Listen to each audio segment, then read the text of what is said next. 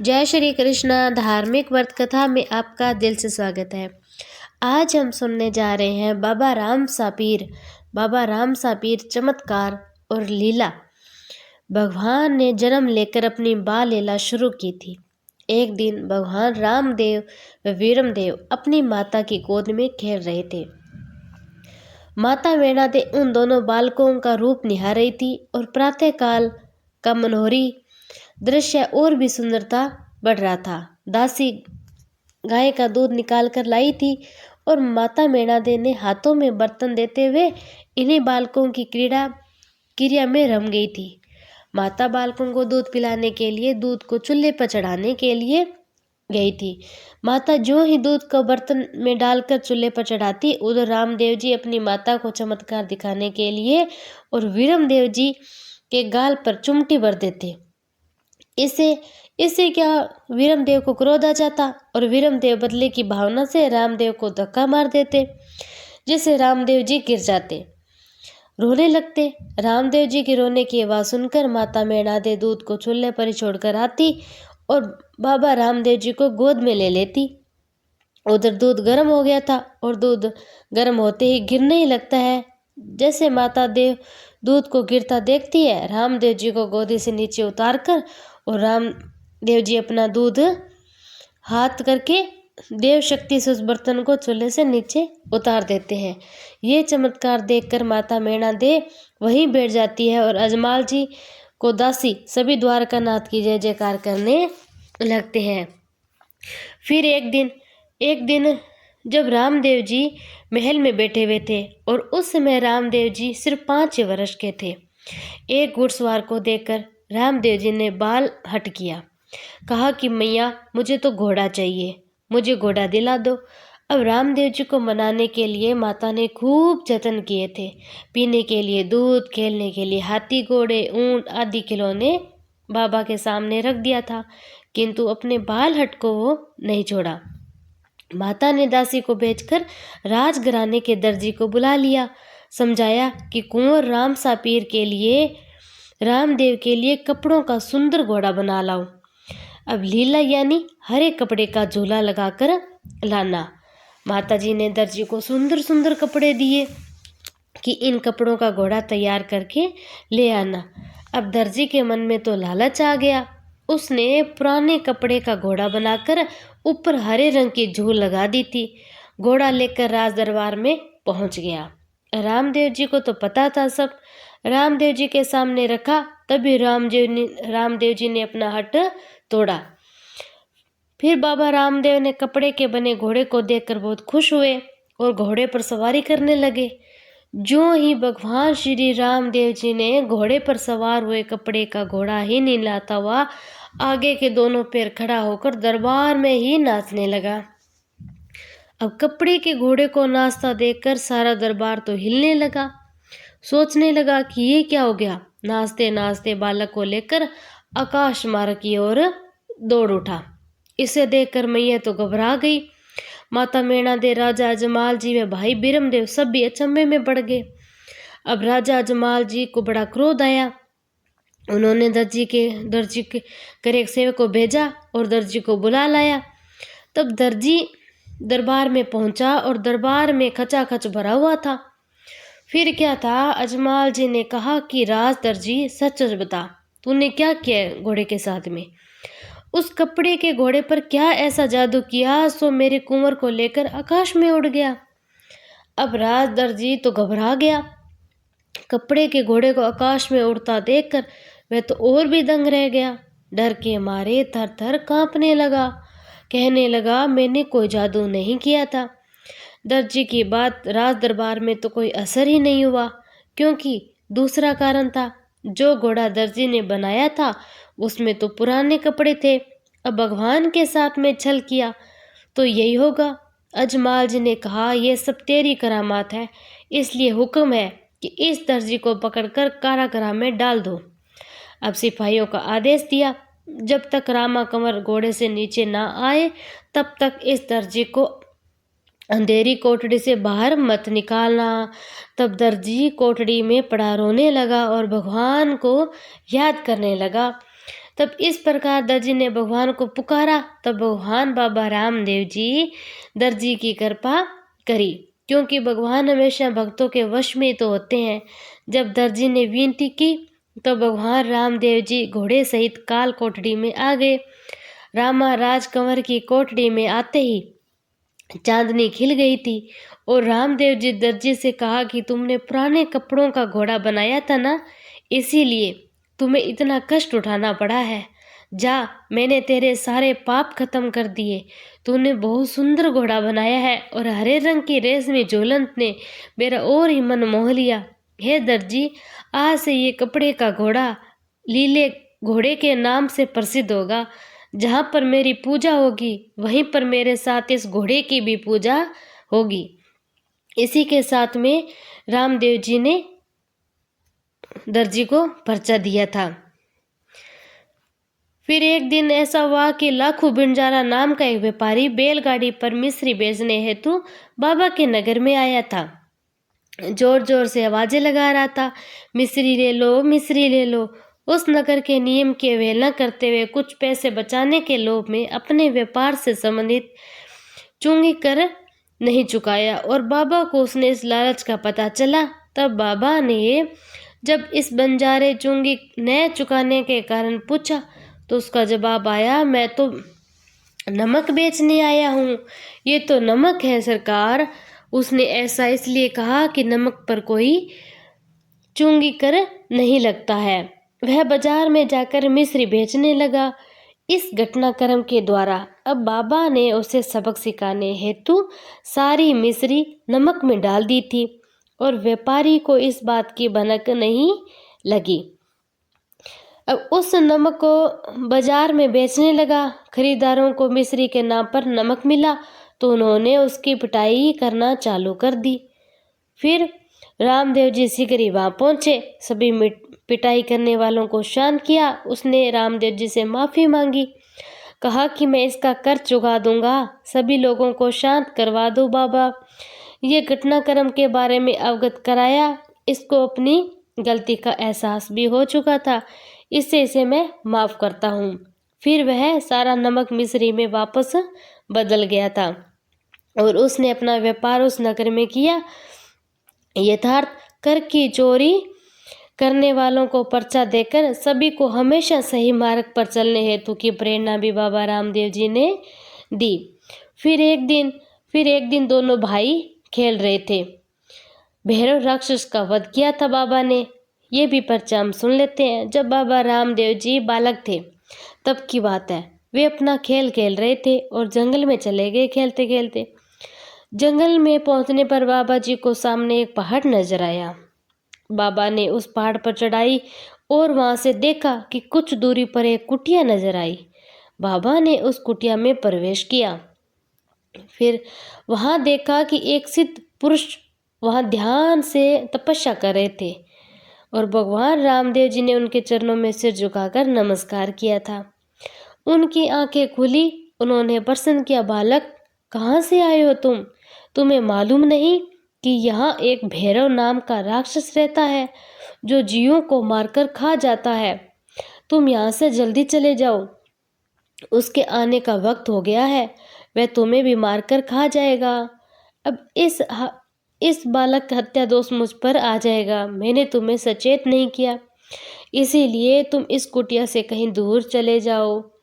रामदेव जी मीठे शब्दों में अपना जवाब दिया, मैं क्षत्रिय कुल का सेवक स्वामी भाग जाऊंगा तो कुल पर कलंक या टीका न लग जाए। मैं रात्रि भर यहीं रहूंगा, ऊपर भात होते चला जाऊंगा।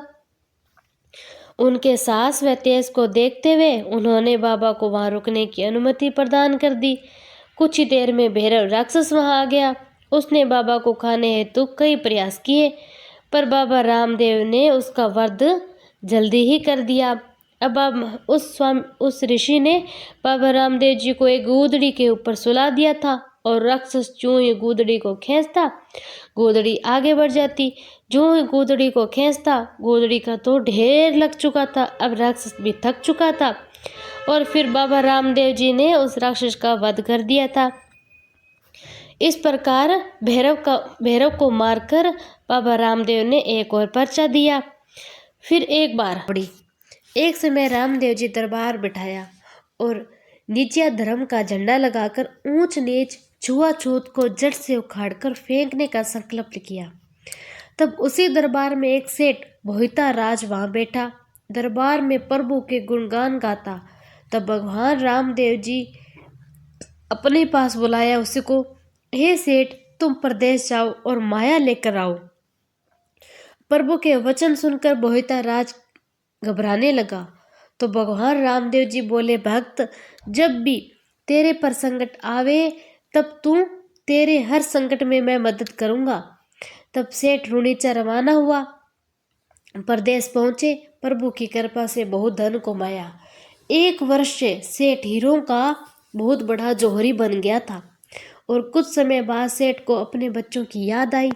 वह अपने गांव रुणीचा आने की तैयारी करने लगा। सेठ जी ने सोचा, रुणीचा जाऊंगा तो रामदेव जी पूछेंगे कि मेरे लिए प्रदेश से क्या लाए। तब सेठ जी ने प्रभु के लिए हीरों का हार खरीदा। नौकरों को आदेश दिया कि सारे हीरा पन्ने जेवरात सब कुछ नाव में भर दो, मैं अपने देश जाऊंगा। और सेठ सारा सामान लेकर रवाना हुआ। अब सेठ जी ने सोचा, ये हार बड़ा कीमती है, भगवान रामदेव जी इस हार का क्या करेंगे। उसके मन में तो लालच आ गया और विचार करने लगा कि रुणीचा तो एक छोटा सा गांव है, वहां रहकर क्या करूंगा। किसी बड़े शहर में रहूंगा, एक बड़ा सा महल बनाऊंगा।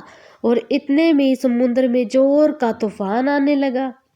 नाव चलाने बोला तो सेठ जी, तूफान बहुत भयंकर है। नाव का पर्दा भी फट गया था, अब नाव चल ही नहीं सकती, नाव तो डूबेगी। फिर क्या था, ये तो माया प्रभु श्री रामदेव जी की थी, आपके किस काम कि हम दोनों ही मरेंगे अब तो। सेठ भोहिता राज जी धीरज खो बैठा था। अब अनेक देवी देवताओं को याद करने लगा, लेकिन सब बेकार, किसी भी देवता ने उसकी कोई मदद ही नहीं की। तब सेठ जी को बाबा रामदेव जी का वो वचन याद आया कि सेठ प्रभु करुणा भरी आवाज से पुकारने लगा, हे भगवान, मुझे बचाओ, कोई गलती हुई तो मुझे माफ कर दो। इस प्रकार सेठ जी दरिया में भगवान श्री रामदेव जी को पुकार रहे थे। उधर भगवान श्री रामदेव जी रुणीचा में अपने भाई वीरमदेव जी के साथ बैठे चौपड़ खेल रहे थे। उन्होंने बोहिता राज की पुकार सुनी और भगवान रामदेव जी ने अपनी भुजा पसारी। बोहिता राज सेठ की जो नाव डूब रही थी उसको बोहिता राज की सेठ की नाव को किनारे पर ले आए प्रभु श्री रामदेव। ये काम इतनी शीघ्रता से हुआ कि पास बैठे भाई वीरमदेव को भी पता नहीं चला था। रामदेव जी के हाथ समुद्र के पानी से भीग गए थे। फिर क्या, बोहिता राज सेठ ने सोचा कि नाव अचानक किनारे कैसे आ गई। इतने भयंकर तूफान सेठ से बचकर सेठ की खुशी की तो कोई सीमा ही नहीं रही। अब सेठ जी तो सोचने लगा कि नाव इतनी जल्दी तूफान से कैसे निकल आई, पर सब किसी देवता की कृपा हुई है। अब सेठ बोहिता राज ने कहा कि जिसकी रक्षा करने वाले भगवान श्री रामदेव जी हो तो उसका कोई बाल भी बांका नहीं कर सकता। तब मल्लाहों ने फिर श्री रामदेव जी को अपना इष्ट देव माना और गांव पहुंचकर सेठ ने सारी बात गांव वालों को बताई। सेठ दरबार में जाकर श्री रामदेव जी से मिला और कहने लगा, मैं माया देकर आपको भूल गया था प्रभु, मेरे मन में तो लालच आ गया था, मुझे क्षमा करे, आदेश करे कि मैं इस माया को कहाँ खर्च करूं। तब बाबा रामदेव जी ने कहा कि तुम रुणीचा में एक बावड़ी खुदवाओ और उस बावड़ी का पानी मीठा होगा तथा लोग इसे परचा बावड़ी के नाम से पुकारेंगे। इसका जल गंगा के समान पवित्र होगा। और इस प्रकार रामदेव जी रुणीचा में आज भी यह परचा बावड़ी बनी हुई है। तब सेठ ने कहा, प्रभु आपने मेरी मदद कैसे की। तब बाबा रामदेव जी का एक हाथ जो करके सेठ को बचाया था वो हाथ पानी से भीगा हुआ था। इसी को देखकर सेठ जी बाबा रामदेव जी के चरणों में गिर पड़े थे। फिर 5 पीरों से मिलन का पर्चा। चमत्कार होने से लोग गांव-गांव से रुनीचा आने लगे थे। एक बार की बात है, ये बात मौलवियों को पता चली। मौलवियों और पीरों को नहीं भाई।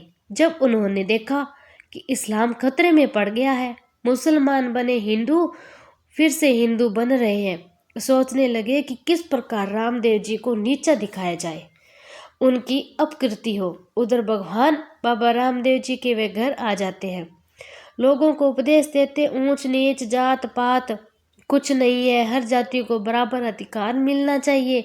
पीरों ने श्री रामदेव जी को नीचा दिखाने के कई प्रयास किए थे, पर वे सफल नहीं हुए थे।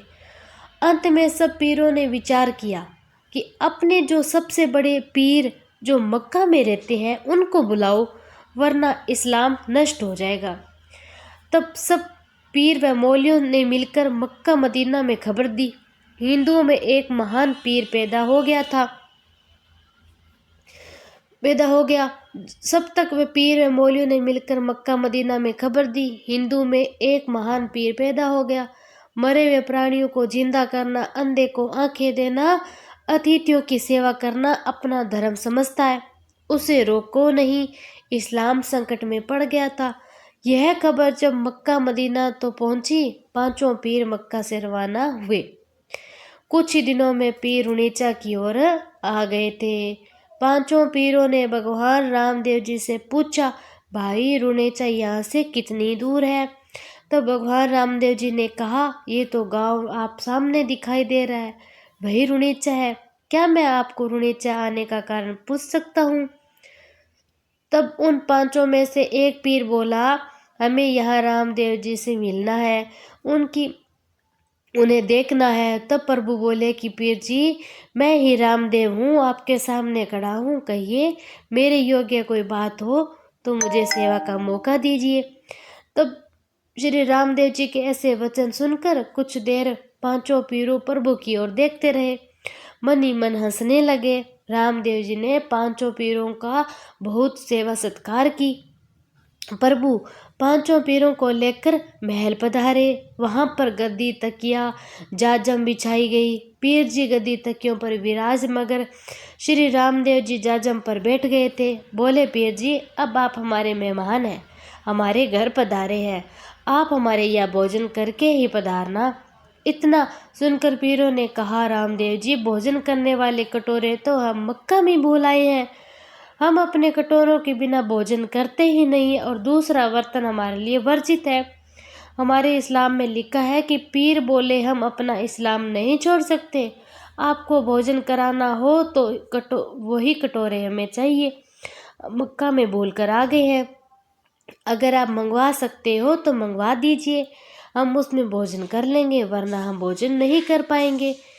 तब रामदेव जी ने कहा, पीर जी और हकीम रहीम, इसमें कोई भेद नहीं, अगर ऐसा हो तो आपके कटोरे में मंगवा देता हूँ। ऐसा कहकर भगवान रामदेव जी अपना हाथ लंबा किया और एक ही पल में 5 कटोरे पीरों के सामने रख दिए थे। कहा, पीर जी, अब आप इस कटोरे को पहचान लो और भोजन करो।